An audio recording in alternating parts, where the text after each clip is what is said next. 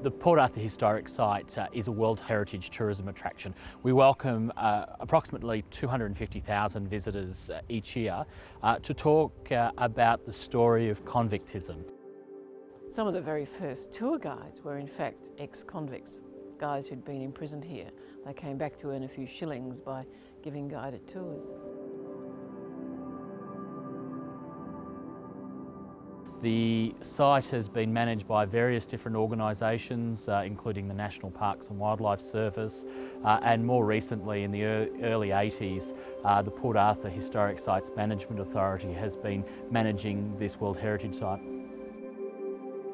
There's still over 30 structures remaining, buildings, complete buildings and ruins, prison buildings, the old church, houses, mostly of course belonging to the convict settlement, but it was a township afterwards. After the convict era, the government sold a lot of the buildings and people came and lived here. And in fact it was the centre of our community for a very long time, until the 1970s when it was declared the historic site.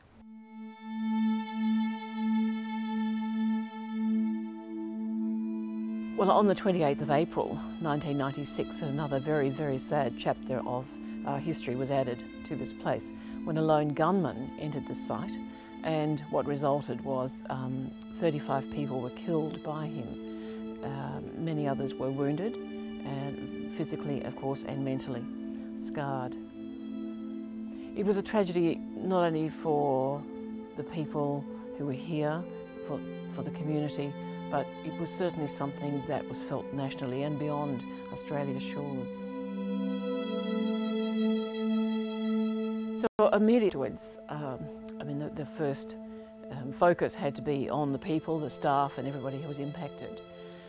And a lot of decisions had to be made in such a short space of time, it seemed. For 3 weeks the site was closed, and on that third Sunday after the massacre, there was a memorial service, a huge service held here to reopen the site. But in that 3-week time frame, a lot was going on behind the scenes. Looking after people obviously was always the most important thing, but also thinking about what is the long-term future for the place. And I guess almost immediately it was decided, well, it would reopen. There was no doubt about that. It was such an important site. There were things like our ghost tour that we had been running for many, many years before the massacre occurred. And there was some talk about, well, should we continue this or not? A lot of the guides who were conducting ghost tours, it was important economically for them to have a job to come to. And so the ghost tours continued. But in that first 3 weeks as well, we worked with travel agents, contacting many travel agents and inviting them to come down and undertake familles again and to see for themselves.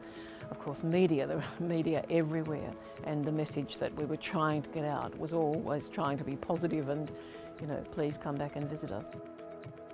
We did have lots of people still came to visit, but they didn't stay in the area, in the region, and they didn't visit any other of the local attractions. In response to the economic disaster of visitors not coming to the region, that occurred was the formation of a very close link between our site and the rest of the tourist operators in the community. Through that, the organisations and the local industry started to market the Tasman region as a place not only to do not just a day trip, but more importantly to stay here overnight. We here at Port Arthur, as a key outcome of the 1996 event, have a document called our Emergency Management Plan. That document identifies all the clear and present dangers to this organisation and the people that come to Port Arthur. That document is interwoven within our business practices here, and to this day plays an absolute vital role within the organisation. The key legacies of that event are still with us today. I have seen many changes, of course, but many of them driven from that day, from that occurrence. And if I had to be honest, I think there is a lot of good came out of it. And I guess that's one positive, that you know, anyone in the middle of a disaster needs to try and hold on to, that good will come from it, and that's just human nature, and that's how we are, and yeah, and that certainly is the case here.